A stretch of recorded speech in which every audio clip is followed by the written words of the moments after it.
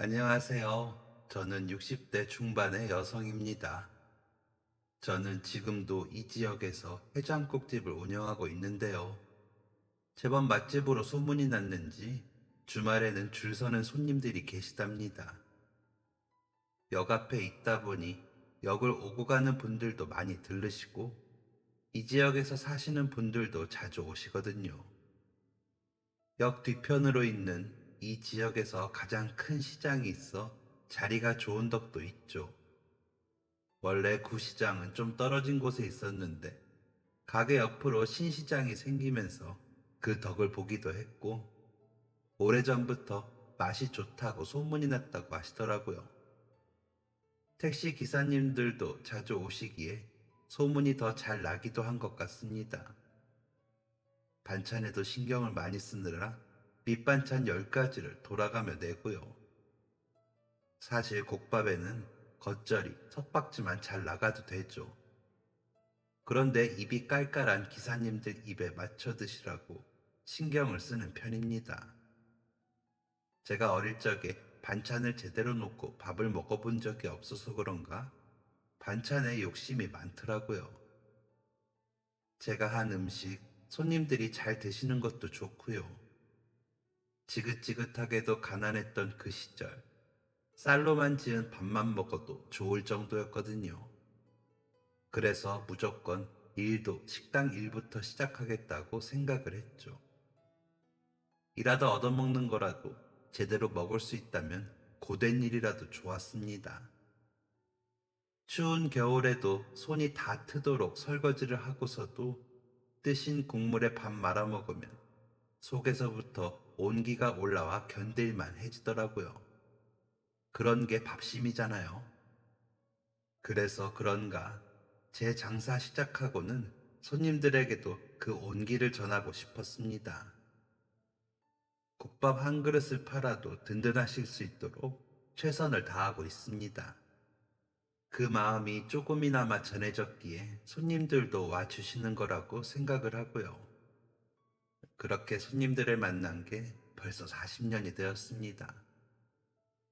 처음 가게 문을 열었을 때, 그때는 한 그릇을 팔기만 해도 그저 좋았습니다. 10년이 넘게 남의 식당에서 일하면서 조금씩 모은 돈으로 시작한 장사였고, 전 재산을 다 걸고 한 장사였기에 잘못되면 안 됐습니다. 고등학교도 가지 않고 시작한 일이었기에 배운 게 식당일 뿐이었고, 그때는 식당일에 모든 걸 다 걸고 할 수밖에 없었죠. 저 어릴 때쯤에는 매우 잘 사는 집은 드물어도 밥도 못 먹고 사는 집도 드물었었는데, 저희 집은 잡곡 가득 섞인 밥도 저녁 때나 잘 먹으면 그만이었습니다. 아침, 점심은 굶거나 부침개 먹고 감자, 고구마 같은 걸로 때웠죠. 제가 살던 집은 동네 어귀 구석에 논옆 자투리 땅에 있었습니다. 사람들이 자주 오고 가도 밤만 되면 인적이 드문 곳이었죠. 그 넓은 논 중 저희 논은 없는데 작은 저희 집만 덩그러니 보였죠. 그 집도 땅 주인의 배려로 겨우 지은 집이라 판자를 세워 지은 집이었습니다. 겨울에는 바람이 들고 여름에는 땡볕에 뜨거운 집이었습니다. 집 옆에 겨우 3-4 고랑에 어른 키 2-3배 되는 길이의 텃밭이 있어 푸성기와 각종 반찬거리는 키워서 먹었는데도 항상 쪼달렸습니다.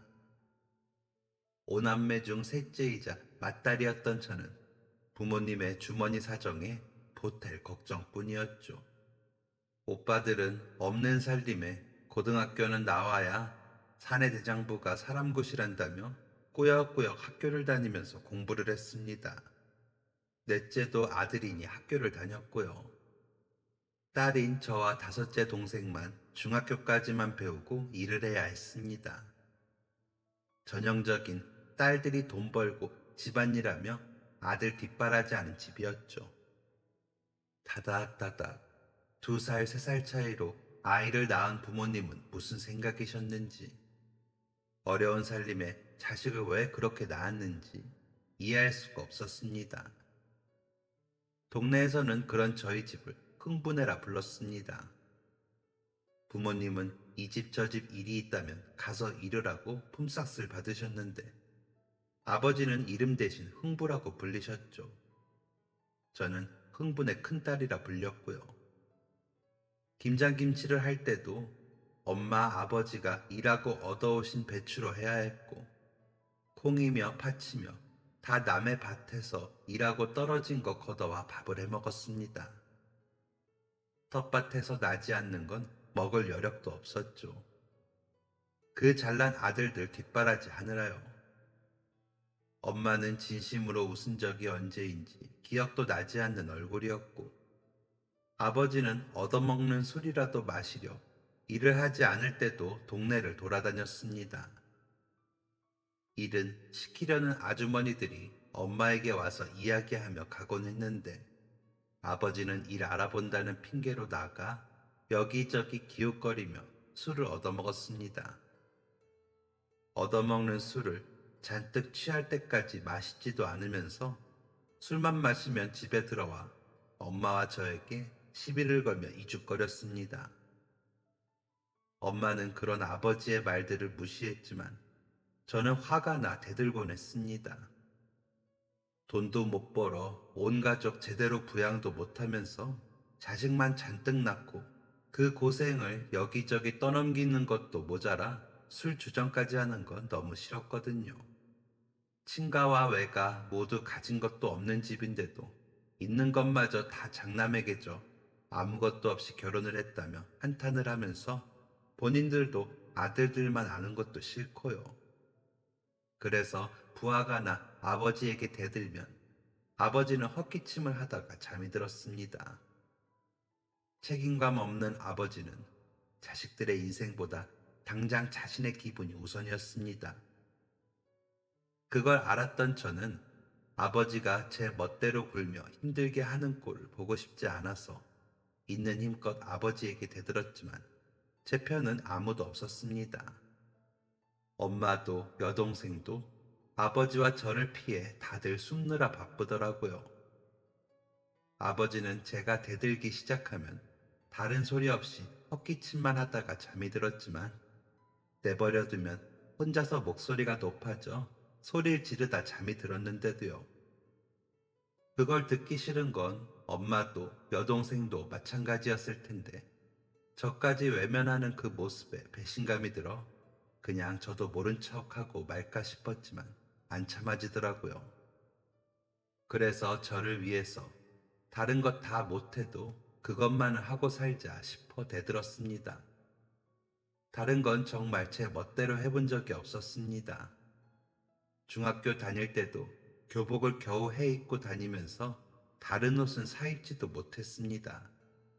그 교복은 동생들이 물려 입어야 했으므로 해지지 않게 입어야 했고요. 도시락도 오빠들 도시락 싸고 동생들 도시락 싸고 남은 누룽지를 쌌고 집에서 밥을 먹을 때도 저와 엄마는 제일 나중에 먹어야 했습니다. 학교 보내준다는 유세를 하는 아버지의 눈치를 봐야 했고요. 그 중에서 제일 서러운 건 배가 고픈 것이었습니다. 집에서 일은 엄마 다음으로 제가 제일 많이 했는데 배가 고픈데 먹을 걸 양보해야 하는 게 그렇게 서럽더라고요. 챙김을 못 받는 건 괜찮았는데 말이죠. 중학교 졸업을 앞두고 일자리를 알아볼 때 무조건 식당 일부터 알아봤습니다. 돈도 벌고 먹을 것도 좀 마음 편히 얻어먹으며 일하고 싶었거든요. 언젠가 저만의 식당을 차리는 꿈을 품고 저희 동네에서 가장 큰 식당에 가서 사람 구하나 살피는 게 일이었습니다. 그런데 그 식당에서는 저를 안 쓰시더라고요. 경력이 없고 너무 어려서 일을 못 시킨다고 하더라고요. 그래서 여기저기 일을 알아보다 들어간 게 시장 안의 국밥집이었습니다. 시장 안에 있는 작은 국밥집이었지만 힘들게 구한 자리인 만큼 열심히 일했습니다. 저만 그렇게 변화가 있었던 건 아니었습니다. 저보다 4살 많은 큰오빠는 군대에 가면서 돌아와 효도를 하겠다고 했고, 둘째 오빠는 학교 다니는 게 벼슬이라고 돈 달라는 소리를 달고 살았습니다. 중학생인 넷째와 국민학생인 다섯째는 제 손만 바라보고요. 제가 월급을 받아올 때 사오는 싼 고기와 국밥집에서 남은 국이라도 얻어오면 그날 저녁은 그나마 푸짐히 먹을 수 있으니까요.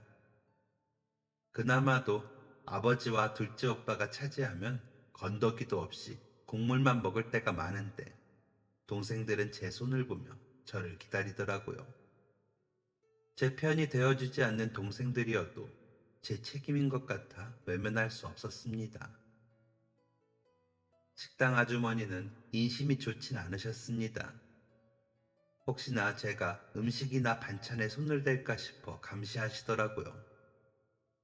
저는 한 번도 주지 않는 음식은 받아간 적이 없었는데 그러는 걸 보니 제가 가난한 집 딸이라 그러는구나 싶어 더 정직하게 일을 하려고 했습니다. 괜히 오해 사서 좋을 것도 없고요. 그런데도 오해는 받게 되더라고요. 한 번은 손님이 음식값을 안 내고 가기에 잡아서 돈 안 주셨다고 했죠. 그랬더니 무슨 소리야? 내가 음식 나오기 전에 여기 테이블에 음식값을 놓고 가져가는 거 보고 밥 먹었는데 뭔 음식가? 이라며 소리를 치더라고요. 저는 챙긴 적이 없는데 그런 소리를 하니 팔짝 뛸 노릇이었습니다. 그러자 주인 아주머니는 너가 챙겨놓고 그러는 거 아니야? 손님이 여기 놨다잖아. 라며 제 앞치마 주머니부터 바지 주머니까지 다 뒤지더라고요. 저는 억울한 마음에 저 아니에요. 저 도둑질은 안 해요. 라며 아주머니의 손길을 이리저리 피했습니다. 수치스럽더라고요. 주인 아주머니와 손님 사이에서 도둑으로 몰리는 기분은 최악이었습니다. 그러다 손님이 내가 밖에서부터 음식값을 챙겨서 이 주머니에 넣고 들어와 라고 하면서 주머니를 뒤집는데 지폐와 동전이 바닥으로 떨어졌습니다. 그걸 본 손님이 아니 이게 왜 여기 있어?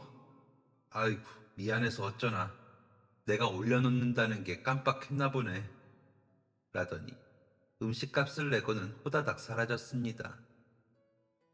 눈물이 나려는 걸 꼭 참고 있는데 주인 아주머니가 아유 정신없어 하더니 뒤돌아 가려고 하더라고요.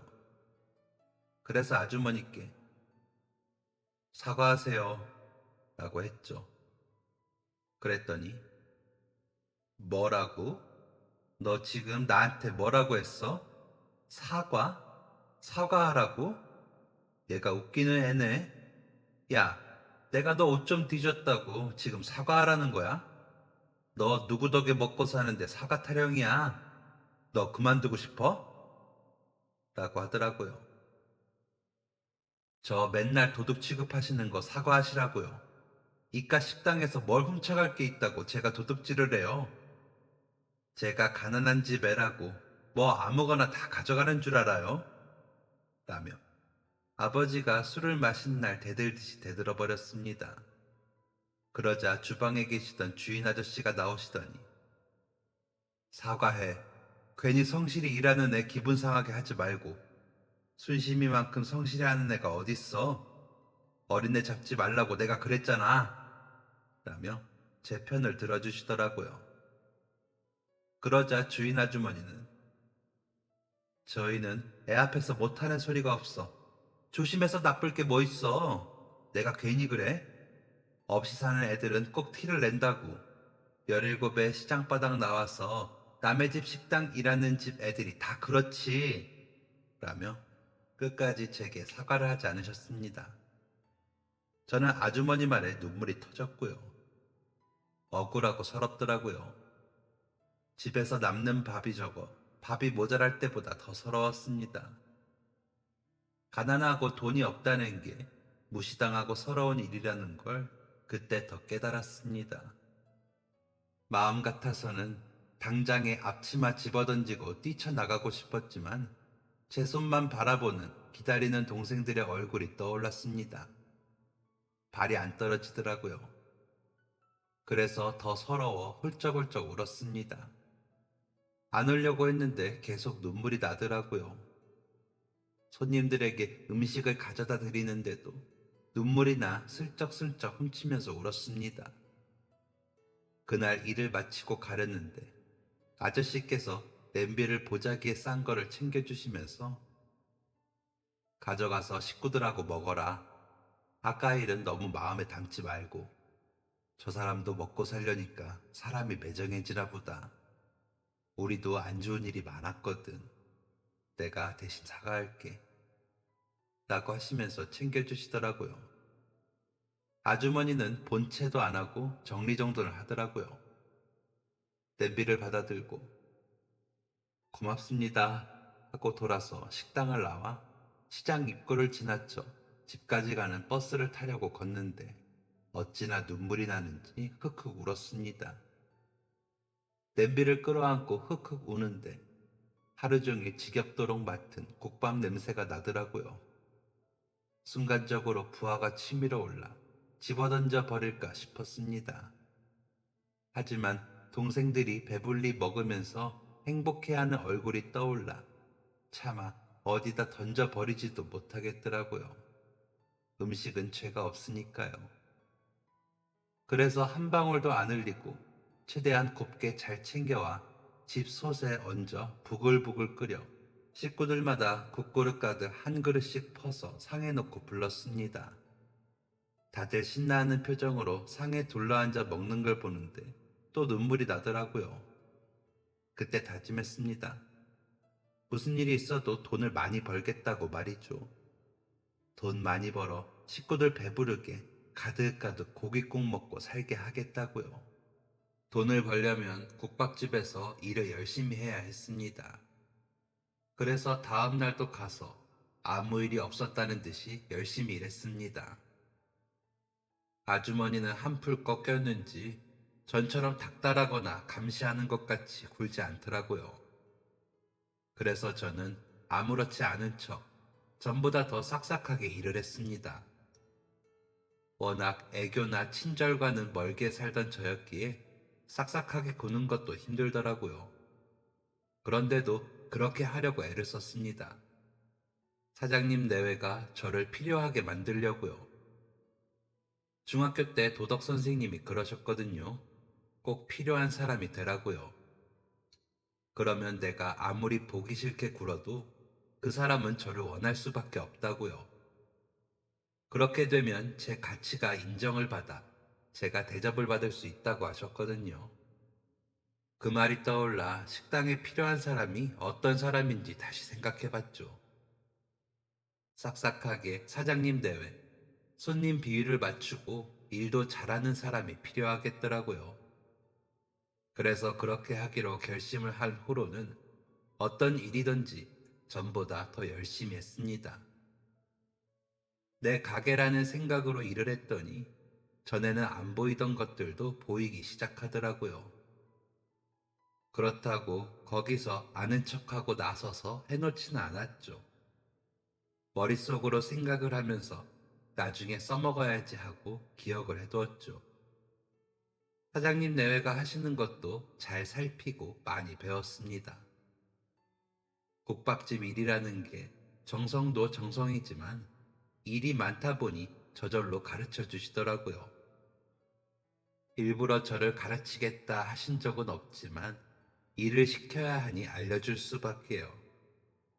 그렇게 10년을 일했습니다. 장사는 점점 잘 됐고 가게는 전보다 2배는 넓어졌죠. 저는 그 사이 주방 일을 전적으로 하면서 실장이라고 불리게 되었습니다. 별거 아닌 직책이지만 학교 다니면서 줄반장도 한 번 못한 제가 실장이라고 불리니 기분도 좋고 체면도 사는 것 같아 나쁘지 않았습니다. 사장님 내외와는 서로 믿고 맡기며 친척처럼 지내는 사이가 되어 일을 마치면 함께 술도 한잔하는 사이가 되었습니다. 10년이라는 시간 동안 형제들이 각자 알아서 밥벌이를 하게 되었고, 동생들은 더 이상 제 손만 바라보지 않았죠. 다섯째 막내 여동생은 중학교 졸업을 하자마자 고향을 떠나 동네 아주머니 소개로 전자제품 공장에 들어갔다가 20살도 되기 전에 시집을 갔습니다. 형제들 중 막내가 제일 먼저 결혼을 하는 바람에 족보가 꼬였다며 말이 많았죠. 오빠 둘은 고등학교를 졸업하고 군대에 다녀와서도 제대로 취직을 못하다가 큰오빠는 배를 타러 갔고 둘째 오빠는 기술 배운다고 갔다가 금방 돌아왔다가 하더니 아버지와 동네 일을 하러 다니더라고요. 그것도 설렁설렁했죠. 그나마 넷째가 공무원 시험을 보고 동사무소에 들어가 일을 했습니다. 오빠들 장가 보내고 넷째까지 결혼을 시켜 살림을 내줬더니 10년이 지났더라고요. 저는 그동안 집에 모자란 돈을 채우고 둘째 오빠 뒤치다꺼리를 하고 살았죠. 둘째 오빠는 아버지를 꼭 닮은 사람인데 새언니는 엄마 같은 사람이 아니라 걸핏하면 돈이 없다고 쫓아와 헤어진다고 난리를 피웠거든요. 결혼할 때도 밥벌이도 못하는데 무슨 결혼, 제발 제대로 된 직장부터 얻고 결혼을 해. 나중에 자식이라도 생기면 우리처럼 키울 거야. 라며 말렸습니다. 하지만 돌아오는 말은 기집애가 어디 오빠 장가 가는데 말을 얹어. 건방지게. 너한테 보태달라고 안 할 테니까 신경 쓰지 마. 라는 원망 섞인 말이었죠. 그렇게 좋다고 결혼해놓고 당장 먹고 살기 힘드니 집으로 쫓아와 소란을 피우는 올케 언니도 마음에 안 들었지만 그 김에 돈을 가져가는 오빠도 싫었습니다. 그래도 큰오빠는 결혼을 하고 배를 계속 타며 제 앞가림은 하는지 보태달라는 말은 없었는데 부모님을 찾아오거나 집에 돈을 보내지도 않았습니다. 넷째 동생이 부모님 용돈을 좀 드리고 제가 생활하시는 돈을 대는 것이 당연하게 된 터라 저는 감히 결혼할 생각도 못했습니다. 둘째 오빠는 시간이 갈수록 점점 더 자주 돈을 받으러 왔습니다. 올케 언니와 이혼을 하고 집으로 들어올 때까지 그러더라고요. 그나마 다행인 건 아이가 없이 헤어졌다는 게 다행이었습니다. 가족 부양하는 게 지겹던 저는 20대 중반이 되도록 결혼은커녕 연애도 안 했습니다. 아버지, 어머니, 둘째 오빠까지 먹여 살리느라 정신이 없기도 했고요. 그러다 보니 10년간 일한 식당은 제게는 숨쉴 구멍이기도 했습니다. 가족이 아닌 다른 사람들을 만나고 제 목표를 위해 배우는 곳이었으니까요. 사장님 내외부는 저에게 점점 곁을 더 내주셨고 자기 사람이라고 하셨습니다. 가족들은 제 편을 안 들어주었는데 사장님 내외는 제 편이 되어 주시더라고요. 그래서 마음이 좀 따뜻해졌습니다. 그러면서 더 독하게 돈을 모았습니다. 집에 들어가는 돈 빼고는 제게 쓰는 돈은 한 푼도 허투루 쓴 적이 없었습니다. 10년을 그렇게 살다 보니 제법 작은 가게 하나는 차리겠더라고요. 먼저 사장님 내외분께 상의를 했습니다. 배신자가 되고 싶진 않았거든요. 무엇보다 사장님 내외분께 피해를 드릴 순 없었으니까요. 사장님 내외는 제가 입버릇처럼 말하던 일이니 때가 되었다고 느끼셨는지 잠자코 듣고 계시다가 안 그래도 내가 저기 역 앞에 자리 하나 받은 게 있어. 순심히 너가 하면 좋겠다고 생각했지. 그런데 우리랑 아주 같게 하면 안 된다. 우리 손님 다 뺏겨. 라며 웃으시면서 말씀하시더라고요. 그래서 나도 배운 게 있는데 완전 다르게는 못해요. 그래도 내가 연구해 볼게요. 사장님 따라가려면 아직 멀었지만 그래도 한번 해보려고요. 그래야 할 것 같아요. 지금 아니면 나 아예 여기 눌러 앉을 것 같아서요. 라며 저도 웃었습니다. 그렇게 사장님이 봐두신 자리에 저는 국밥집을 차렸습니다. 국밥 국물을 사장님네와 조금은 달라야 할 것 같아 궁리를 많이 했습니다. 다르면서도 더 맛은 있어야 하잖아요. 반찬도 점점 더 궁리를 해서 냈고요. 처음엔 5그릇만 팔아도 많이 팔았다 했습니다. 25년 전통인 집과 이제 막 시작하는 집은 당연히 차이가 나더라고요. 사장님은 일부러 저희 가게를 소개해 주시기도 하셨더라고요. 단골 손님들은 그래도 사장님 가게로 가셨지만 여기 오실 일이 있으신 분들은 사장님이 자랑하시더라며 오셔서 드시고 가셨습니다. 너무 고마웠죠. 괘씸하다고 하셔도 할 말이 없는데 소개까지 해주시는 게 쉬운 일이 아니잖아요. 제 평생의 은인이라 생각하고 명절 때 빼놓지 않고 과일 한 상자라도 보냈습니다. 그렇게 하나 둘 오셨던 손님들이 입에 맞으셨는지 다시 오시더라고요. 시장에서는 시장 보러 오시는 손님들이 많았는데 역 앞에 있는 가게라 기사님들 손님들이 많다 보니 맛집을 묻는 손님들에게 저희 가게를 추천해 주셨고요.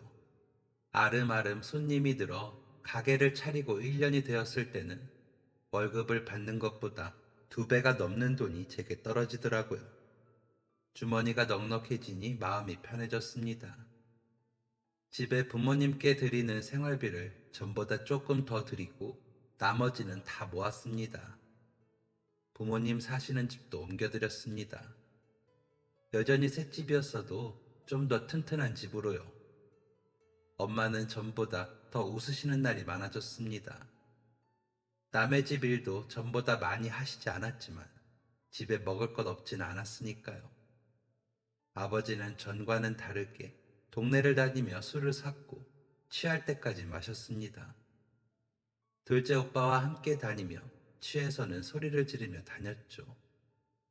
저는 그 꼴이 너무 보기 싫었지만 가게에서 온 힘을 다 써서 그런지 입도 뻥끗 안 하고 아는 체도 안 했습니다. 엄마도 그걸 원하시는 것 같았고요. 첫째 동생은 일주일에 2~3번은 다녀간다고 하더라고요. 와서 조카도 보여주고 올케도 엄마를 도와 음식을 해놓고 가기도 했고요. 그나마 저희 형제 중에 가장 사람답게 사는 동생이라 고마웠고 정이 더 갔습니다. 가끔 저희 가게에도 혼자 와서 밥을 먹고 가고는 했는데 먹을 때마다 누나, 진짜 옛날에 누나가 국밥 얻어오던 날이 제일 좋았어. 그때 먹던 그 맛 그대로야. 아니야, 더 맛있는 것 같아. 그래서 그런가 가끔은 너무 먹고 싶더라고. 라면서 열심히 먹더라고요. 먹으러 와. 이제는 누나 가게인데 뭐가 문제야. 10그릇도 줄 수 있어. 와. 라며 대답을 하면서도 괜히 가슴 한편이 짜르르해졌습니다. 그런 기억이 있어 그런지 옷차림이 좀 누추하거나 배가 많이 고파 보이는 손님들이 오시면 저도 모르게 국밥을 더 많이 담게 되더라고요. 정작 손님들은 더 달라고 하시지도 않는데요. 제 손만 바라보던 동생들 그 눈과 가득가득 담아 꿀떡꿀떡 먹던 동생들의 입이 저도 모르게 떠올라 손님들에게 더 주게 되더라니까요. 반찬도 유난스럽게 더 담고요. 그렇게 드린 음식을 손님들이 남기지 않고 다 드시면 기분이 너무 좋았습니다. 국밥 팔아 남는 돈이 얼마나 된다고 그렇게 퍼주냐는 소리도 들었지만 그 인심 좋은 국밥이 소문이 나 손님은 점점 더 오셨습니다. 가끔 손님이 드물 때도 있었지만 가게는 유지가 되었습니다. 10년을 그곳에서 장사를 하면서 번 돈으로 가게 자리를 아예 샀습니다. 옆 가게까지 같이 사서 그 자리에 자리를 잡게 되었죠. 그러다 신시장이 들어서면서 가게 자리는 더 좋은 자리가 되어버렸고요. 처녀 사장이 인심 좋게 장사를 한다며 칭찬도 많이 받았습니다. 가끔은 형편이 어렵다며 돈을 빌려달라는 사람도 있었지만 돈은 안 빌려주었습니다. 가족들에게 하도 뜯겨서 그런지 차비를 주고 그냥 보냈습니다. 배는 고픈데 돈이 없어 가게 앞을 서성이는 사람들에게는 국밥을 그냥도 주었죠. 하지만 남의 돈을 탐내지도 않았고 내 돈을 내어주지도 않았습니다. 고향을 떠나 소식도 없던 큰오빠는 제 가게가 잘 된다는 소리를 들었는지 집이 아닌 가게로 찾아와 내가 좀 맡아서 해보면 어떨까 싶은데 나도 고향 떠난 지 너무 오래됐고 내가 장남인데 부모님 모셔야지 라고 하더군요. 둘째 오빠도 같이 와 둘이 같이 장사를 하겠으니 저보고 빠지라고요. 말 같지도 않은 말에 대답할 가치도 없어 일어서려는데 큰 소리를 내기에 주방으로 가 소금을 뿌리며 나가라고 했습니다. 내 가게에서 나가라고요. 한 번만 더 그딴 소리 하면 엄마 아버지 사는 집부터 생활비 다 끊을 거야. 너희들이 알아서 하게 할 테니까 해보던가. 내가 이 가게 어떻게 일군 건데 감히 어딜 와서 함부로 내놔라 말아야. 헛소리 하지 말고 다 나가. 라고 소리쳤죠. 그러고는 한동안 집에도 가지 않고 가게에서 먹고 자며 일을 했습니다. 혹시나 오빠들이 집에 버티고 있으면서 부모님을 들볶는 모습을 보면 정말 제가 화를 참지 못하고 무슨 짓을 할지 모르겠더라고요. 그런데 넷째 동생이 집에 들렀다가 형들이 그러고 있는 걸 봤는지 찾아왔더라고요. 누나, 형들 하는 소리 신경도 쓰지 마. 지들이 맡아서 한다고 가게 일은 한대? 웃기지 말라고 나도 이야기했어. 엄마 아버지한테도 말하고 며칠 저러다 가겠지. 하면서 눈물을 흘리더군요. 동생이 제 편을 들어주니 덜 속상했습니다. 동생에게 너무 고맙더라고요. 동생 말대로 오빠들은 며칠 뒤 갔더라고요. 둘째 오빠는 큰오빠 따라간다며 같이 갔다고 했습니다. 엄마가 가게로 찾아와 그 말을 하면서 어깨까지 들썩이며 우는데 어이가 없더군요. 아버지는 조금만 기다려보라고 하시는데 너희 오빠들이 자존심 상한다고 가더라. 이깟 가게가 뭐라고 형제간이 그러냐? 어차피 오빠들이 음식도 못하는데 바지 사장이라도 시켜주고 돈 좀 쥐어주면 될걸. 나가서 얼마나 고생을 했으면 동생한테 그런 소리를 했겠니? 너도 이참에 시집이나 가면 될걸. 라고 했거든요. 그래서 엄마에게 태어나 처음으로 소리를 질렀습니다. 엄마, 그 잘난 아들들이 그 비싼 학비 내고 학교 다니고도 집에 뭘 했어? 나랑 의심이 중학교 졸업하고 돈 벌어서 집에 못했어.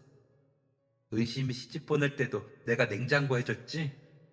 그렇게 아까운 아들들 끼고 살지 딸내미들 괴롭히지 말고 라며 눈물이 범벅이 되어 소리를 치는 저를 보고 엄마는 놀라더라고요. 제가 성질이 사나운 걸 깜빡했다가 기억이 난 사람처럼요. 그러더니 서둘러 나가더라고요. 장사 시작도 전부터 하루가 망친 것 같았습니다.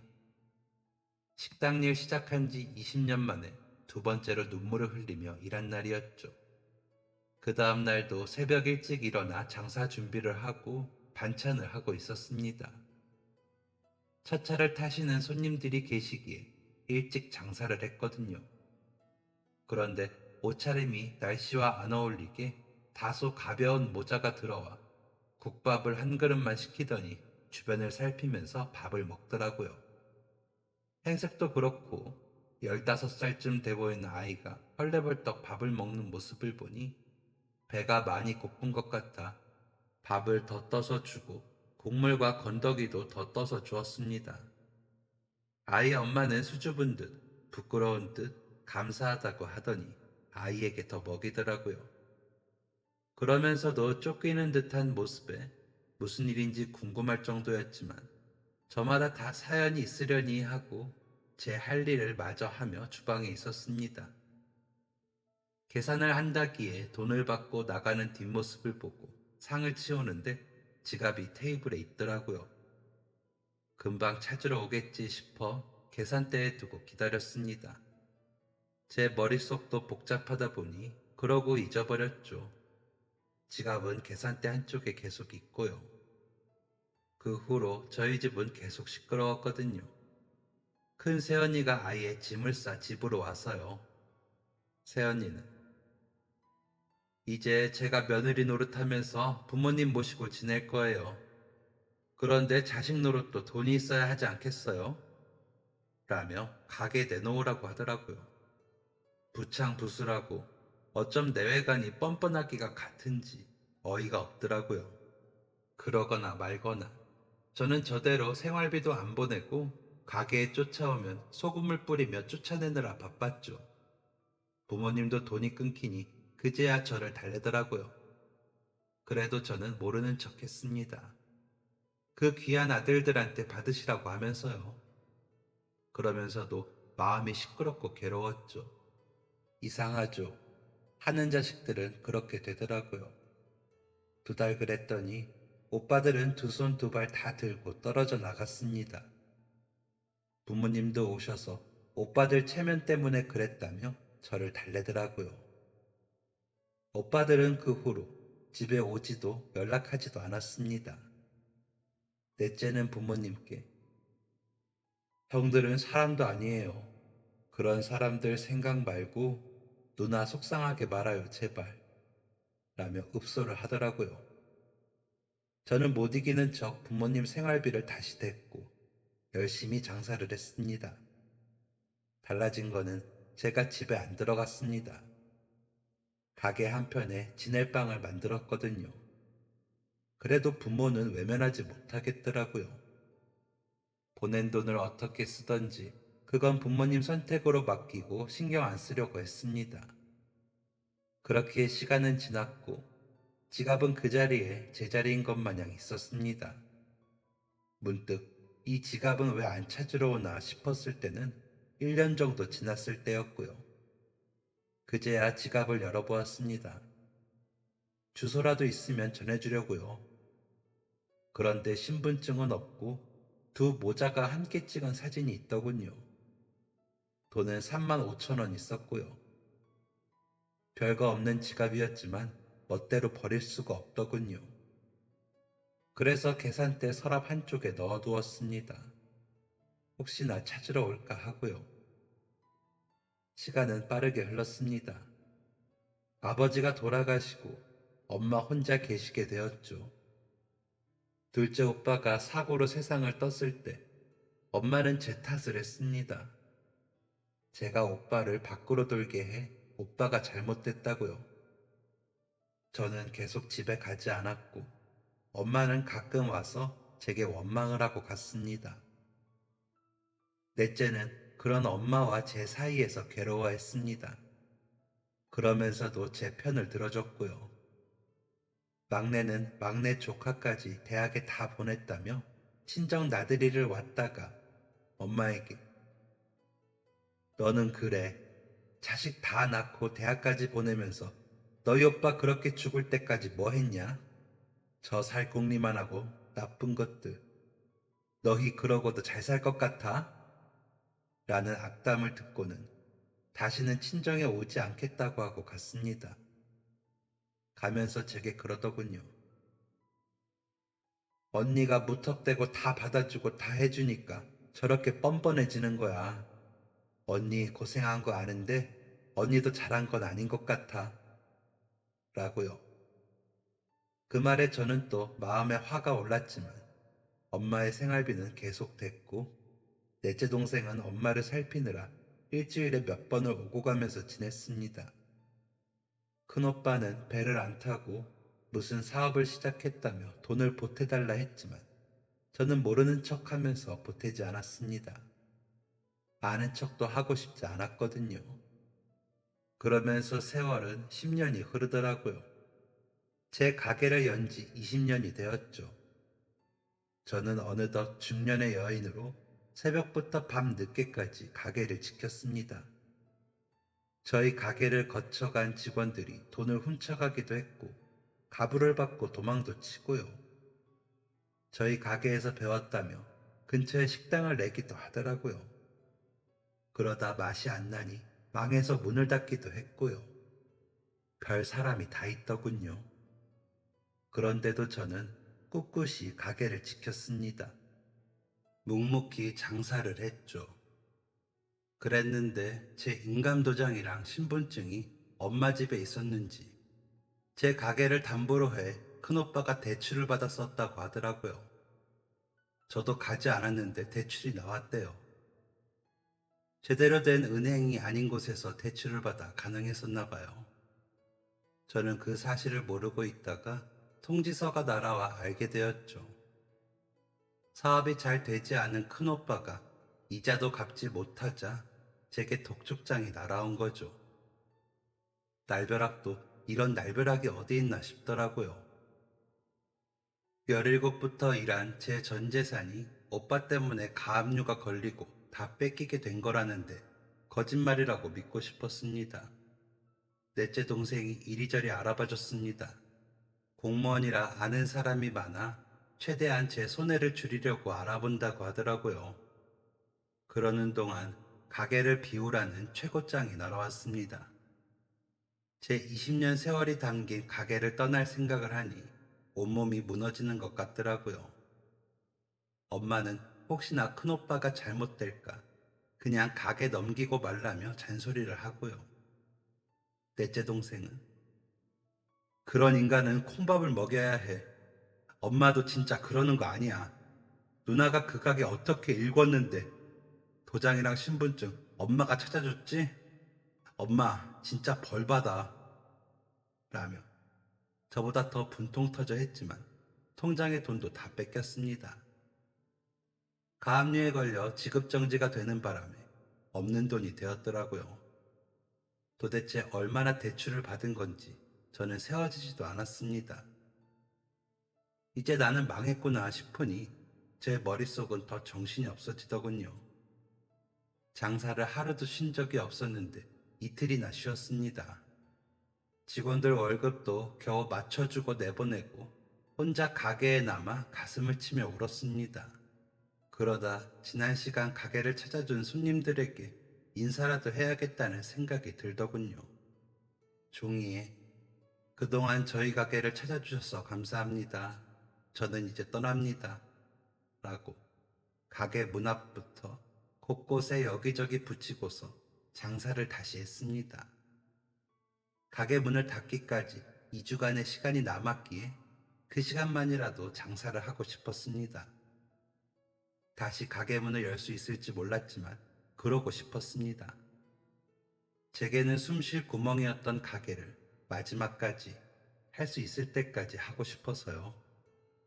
새벽부터 국밥을 끓이니 그제야 살 것 같았습니다. 그 주방을 어찌 떠나나 싶더군요. 손님이 맛있게 드시는 모습을 보는 것도 이제 마지막이라고 생각하니 속에서 천불이 날 것 같더라고요. 그래도 최선을 다해 장사를 했습니다.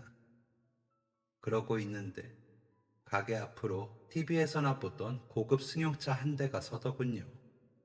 펀칠한 청년 하나가 내려서 가게 앞에 붙은 그를 가만히 보더니 들어오더라고요. 그러더니 저기 아주머니 혹시 10년 전쯤 지갑 하나 두고 갔는데 기억나실까요? 하고 묻는데 계산대 서랍 속 지갑이 떠오르더라고요. 맞아요, 있어요. 어머나, 그 아들인가 보다. 내가 주소라도 있으면 보내주려고 그랬는데 없더라고요. 그대로 서랍에 넣어놨어요. 라고 하며 지갑을 건넸습니다. 지갑을 받은 청년은 얼른 열더니 안에 사진을 보더라고요. 눈물이 그렁그렁해서 사진을 보는 모습을 보니 모자가 밥을 먹던 장면이 떠올라 어머니는 잘 계세요? 잘 왔어요. 나 곧 장사 못하거든요. 지갑 못 찾을 뻔했어. 라며 말을 걸었습니다. 그러자 청년은 엄마는 그날 돌아가셨어요. 라며 울더라고요. 이야기를 들어보니 그날 역에 가서 표를 끊고 지갑이 없는 걸 안 청년의 어머니가 지갑을 찾으러 간다고 나왔다가 역 앞에서 사고를 당해 돌아가셨다고 하더라고요. 청년의 아버지가 손버릇이 나빠 그걸 견디고 살았는데 청년이 좀 크면서 대들자 몽둥이를 들고 설치는 바람에 두 모자가 도망을 가던 길이었다고 하더라고요. 어머니 장례를 치르고 아버지에게 다시 잡혀가 시달리며 살다가 술을 마시고 아버지가 갑자기 죽어 고아원에 가게 되었는데요. 그곳에서 후원자를 만나 공부도 하고 유학도 다녀왔는데 어머니의 지갑 안에 둘이서 찍었던 사진이 생각나 혹시나 하며 가게로 찾으러 왔다고 하더라고요. 후원자는 입양을 하자고 해 그분들의 아들이 되었다면서요. 양부모님이 저에게 잘해주시고 하시는 사업을 물려받게 해주셔서 형편은 좋아졌는데 엄마 생각에 마음 한편이 허전하더라고요. 이 지갑 안에 사진이 찾고 싶어서 더 일찍 오고 싶었는데 고등학교 때 유학을 가서요. 라면서 눈물을 뚝뚝 흘리는데 마음이 아프더라고요. 저야 부모 형제가 원수인데 저렇게 절절히 애틋한 모자 이야기가 부럽기도 했고요. 그래서 저도 눈물이 나 같이 오는데 청년이 가게는 왜 닫으시나요? 라고 묻기에 제 사연도 들려주었습니다. 그러자 가만히 들으며 어이없어 하더라고요. 제 이야기가 끝나자 제가 도울 수 있을 것 같은데 가압류를 풀 수 있는 돈이 얼마큼인지 알 수 있을까요? 라고 하기에 아니에요, 무슨 이라며 거절했습니다. 그러자 10년 동안 지갑 맡아주신 보관료라고 생각하세요. 제가 생각보다 형편이 많이 괜찮아요. 저희 엄마 사진이 제게는 그 정도 가치나 하고요. 은혜를 갚고 싶습니다. 부담스러우시면 장사하시면서 갚으시면 되죠. 라고 하는데 가압류만 풀리면 어떻게 될 것 같더라고요. 그래서 염치불구하고 청년의 도움을 받았습니다. 가압류는 풀렸고 통장의 돈으로 해결을 해 가게를 지킬 수 있게 되었습니다. 청년은 그 후로 한 달에 한 번 정도 국밥을 먹으러 왔습니다. 그 국밥으로 빌려준 돈을 대신하겠다면서요. 저는 그럴 수 없다며 올 때마다 일정 금액을 갚았습니다. 빌린 돈이 3천만 원인데 10년이 지나 지금은 다 갚았습니다. 그러고도 청년은 아내와 아이를 데리고 국밥을 먹으러 옵니다. 저는 올 때마다 청년에게 잔소리를 하죠. 돈 함부로 빌려주지 말라고요. 그러면 엄마 사진 아니었으면 사장님도 돈 안 빌려줬어요. 라며 웃더라고요. 엄마는 6년 전쯤 돌아가셨는데 장례식장에 큰 오빠 내외는 나타나지 않았습니다. 넷째와 저, 막내 동생이 장례를 치렀죠. 마지막까지 오빠를 찾은 엄마만 불쌍했죠. 그러고는 지금까지도 소식이 없다가 조카가 아이 돌이라고 연락을 했더라고요. 축의금은 보냈지만 가지는 않았습니다. 넷째 동생은 다녀와서 푹푹 화를 내더라고요. 사람은 고쳐 쓰는 거 아니라더니 엄마 유산도 안 챙겨주고 우리끼리 다 챙겼다고 그러더라. 더러운 인간이야. 라면서 다시는 안 볼 거라고 하더라고요. 저는 그저 그러려니 하고 제발 안 얽히길 바랄 뿐입니다. 혈연이 아니어도 제 편인 사람들하고만 알고 지내도 시간은 빠르게 흐르니까요. 너무 매정한 말일 수는 있지만 저처럼 시달렸으면 그래도 되지 않을까요? 여러분들은 저처럼 살지 마시길 바랍니다. 저는 바보였던 것 같아요. 저희 가족 같은 가족이 아니고 존재만으로도 애틋한 가족이시길 바라겠습니다. 청년의 어머니와 청년처럼요. 마음이라는 게 일방적일 수가 없다는 것 잊지 마세요. 서로가 위해주는 존재가 되어주는 마음을 가지고 가족을 대하셔야 한다는 걸요. 모든 것은 주고받는 것이라는 것도 잊지 마시길 바라며 이만 줄이겠습니다. 지금까지 사연 들어주셔서 감사합니다. 사연이 재밌으셨다면 구독과 좋아요를 눌러주세요. 감사합니다. 안녕히 계세요.